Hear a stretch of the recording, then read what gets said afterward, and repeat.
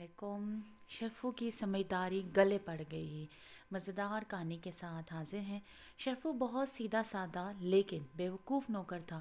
एक दिन बेगम साहिबा ने इसे कहा, शरफू मैं ज़रा बाहर जा रही हूँ, मेरी एक सहेली आने वाली है, तुम इससे डाइनिंग रूम में या कमरे में बिठाना।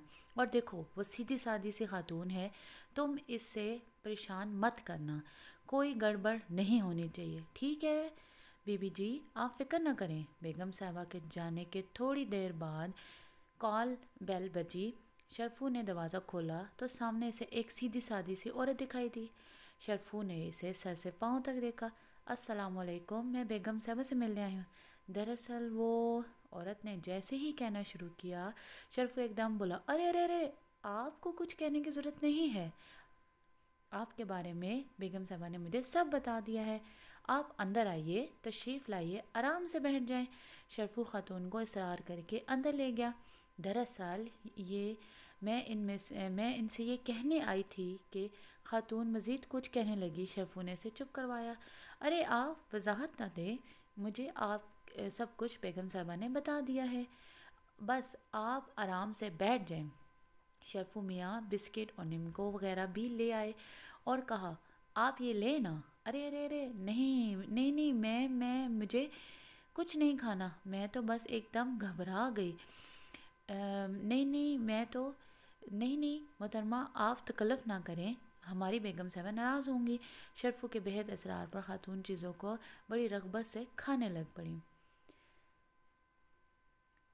इतने में दरवाजे पर घंटी बजी। शरफू ने जाकर देखा, एक खातून खड़ी थी। जी आप कौन?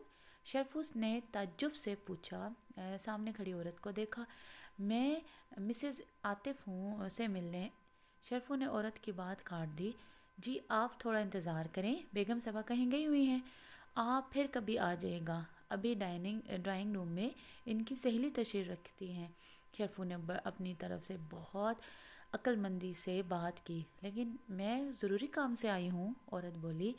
देखें जी, काम के लिए बहुत सी मासी आती हैं, हम हर एक को काम नहीं दे सकते। शरफू अपनी मौज में बोला, क्या मैं तुम्हें काम वाली मासी नज़र आती हूँ?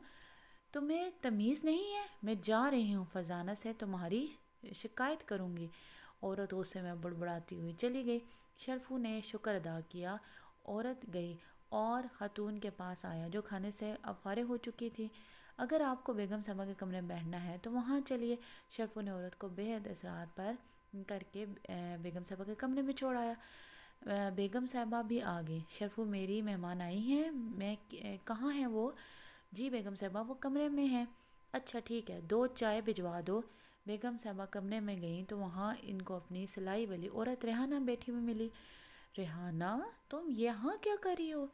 बेगम साहबा ने हैरत से पूछा। इनको शरफू की बेवकूफ़ी का अंदाज़ा हो चुका था। अब उन्होंने शरफू के आने का इंतज़ार किया कि वो आए और पूरी कहानी सुनाए। फिर ये हुआ कि शरफू जैसे ही कमरे में दाखिल हुआ, बेगम साहबा ने उसे गुस्से से देखा और गुस्से से जो है अब बुड़बुड़ाने लगी।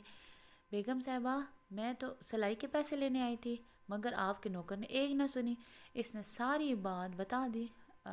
उफ़ शरफू, इधर आओ, ये तुमने इन्हें क्यों पकड़ के यहाँ बिठाया है और मेरी मेहमान कहाँ है? बेगम साहबा, यही तो हैं आपकी मेहमान, सीधी सादी सी खातून। शरफू, तुम इस हद तक बेवकूफ़ हो, मुझे अंदाज़ा हो गया, ये तो रेहाना है, कपड़े सिलाई वाली। बेगम रिजवाना सर पकड़ कर बैठ गई। उधर शरफू साहब बड़बड़ाते हुए बाहर को लपके। इसी वक्त सेठ साहब अंदर दाखिल हुए तो वो इनसे टकरा गए। ओहो साहब जी, माफ़ कर दें, शरफू ने कहा। क्या हुआ, इतने बड़बड़ाते हुए क्यों हो? आतिफ साहब बोले। शरफू अपनी बेवकूफ़ी पर नादिम था। अरे साहब जी, बेगम साहब को शौक लग गया है। शरफू साहब ने अनजाने में आला किस्म की उर्दू बोल गए। क्या कहा? आतिफ साहब घबरा कर पलटे। फरजाना, फरजाना, क्या हुआ, क्या हुआ? अरे नहीं साहब जी, वो सीधी सादी औरत ने शौक दे दिया। शरफू मियाँ मज़ीद बुड़बुड़ाए। क्या कह रहे हो तुम? सेठ साहब बोले। इधर शरफू के पीछे बेगम साहबा नमूदार हुई। इससे पहले कि वो शरफू को बातें सुनाती, شرفو تو یہ جا وہ جا۔ بیگم صاحبہ سر پکڑ کر بیٹھ گئیں اور سیٹھ صاحب بھی کچھ سمجھ گئے اور وہ بھی وہیں کھڑے مسکرانے لگے۔ اس طرح اس کہانی کا انجام ہو گیا۔